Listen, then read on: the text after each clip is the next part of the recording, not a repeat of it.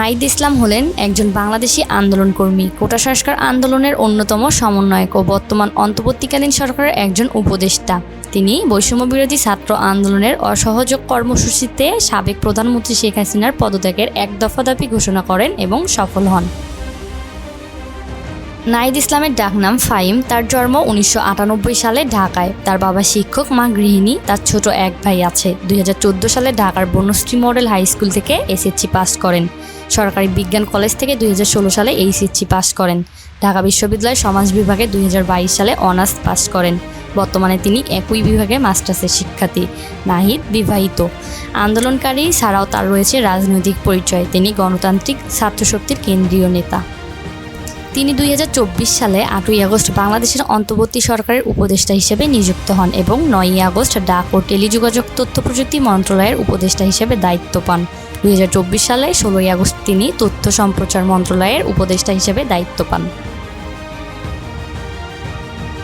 Time ম্যাগাজিনের 2024 সালে time এক্সে অন্তর্ভুক্ত হয়েছে বাংলাদেশের বৈষম্যবিরোধী ছাত্র আন্দোলনের অন্যতম সমন্বয়ক নাহিদ ইসলামের নাম।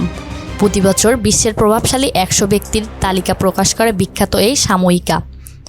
টাইম ম্যাগাজিনে নাহিদ নিয়ে লেখা হয়েছে, বিশ্বের অন্যতম ক্ষমতাধর ব্যক্তিকে নামিয়ে আনতে নাহিদ ইসলামের বয়স 26 বছরেরও বেশি হতে হয়নি। সমাজবিজ্ঞানের এই স্নাতক বাংলাদেশের প্রধানমন্ত্রী শেখ হাসিনার বিরুদ্ধে দেশব্যাপী শুরু হওয়া শিক্ষার্থীদের আন্দোলনের অন্যতম মুখ। অনেক প্রতিবাদী নেতার মধ্যে একজন। তিনি দেশের গোয়েন্দা সংস্থাগুলোর মাধ্যমে নির্যাতিত হওয়ার পরে আরও ব্যাপক পরিচিত হয়ে ওঠেন।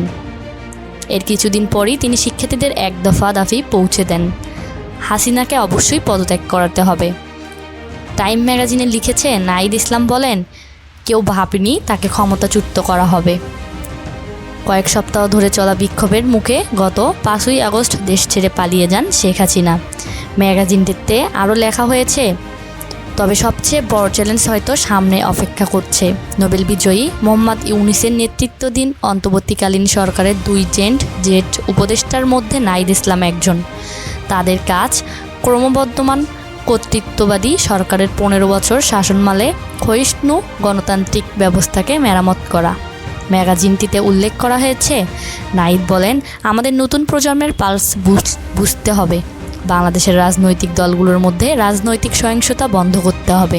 আমাদেরকে এগিয়ে যেতে হবে। আজকে এই পর্যন্ত। সেই সাথে আমাদের চ্যানেলটিকে সাবস্ক্রাইব করে পাশে থাকবেন। ধন্যবাদ।